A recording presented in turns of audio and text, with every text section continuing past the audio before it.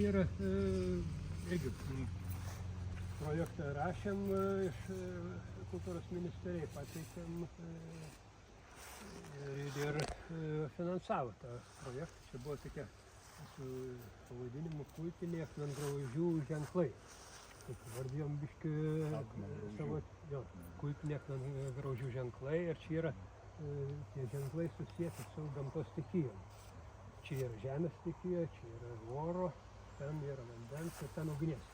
Iš tikrųjų, kaip sakant, ateinant į gamtinę aplinką, norisi išreikšti iš vis tai gamtinė aplinkai kažkokį pagarbą. Ir sakykim, tie kultiniai akmengraužių ženklai čia ir tokie kaip ir atsidėkavojimas už tai, kad mes iš vis egzistuojam kaip gyvos būtybės ir naudojamės tom funkcijom, stovim ant žemės tvirtai, orą kvėpuojam laisvai, vandenį geriam, ugnies ta stichija gal šiek tiek mažiau yra vartotina, bet be visų šitų stichijų mūsų iš vis čia net nebūtų. Ar negalėtume kažką net mąstyti ir kalbėti. Tai kaip, sakykime, atėjus į tą gamtinę erdvę, norint kažką veikti, daryti, kurti kažkokią sistemą, pirmoje eilėje atrodo lyg tai mandagumo žestas verstų daryti būtent tą tokį padėkos objektus, kurie iš tikrųjų čia dabar tik tai ir taip padėlioti, jie nėra tinkamai dar ir išeskaluoti, jie turėtų būti centrinio aukuro dalimis. Centrinis aukuras ten turėtų būti.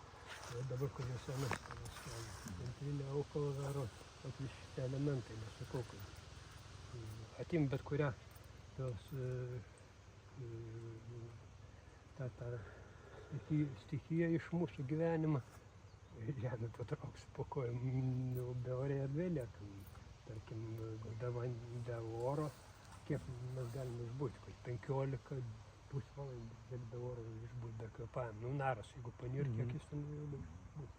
Tai iš tikrųjų... Mes taip po kokie, ką žinau, 5-10 minučių silenktumėm turbūt. Taip, o be vandens, sakyčiau, gali išbūti, gal savaitės turbūt irgi nelabai ištempsi. Be vandens sunkiai, jo. 3 dienas daugiausiai. 3 dienas. Iš tikrųjų, mes esam tiesiog sandara visos stichijų elementai.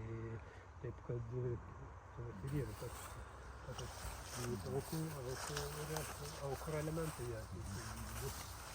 Kuriems galim stalinas giesmės giedoti. Bet ir gamtiniams stichijams.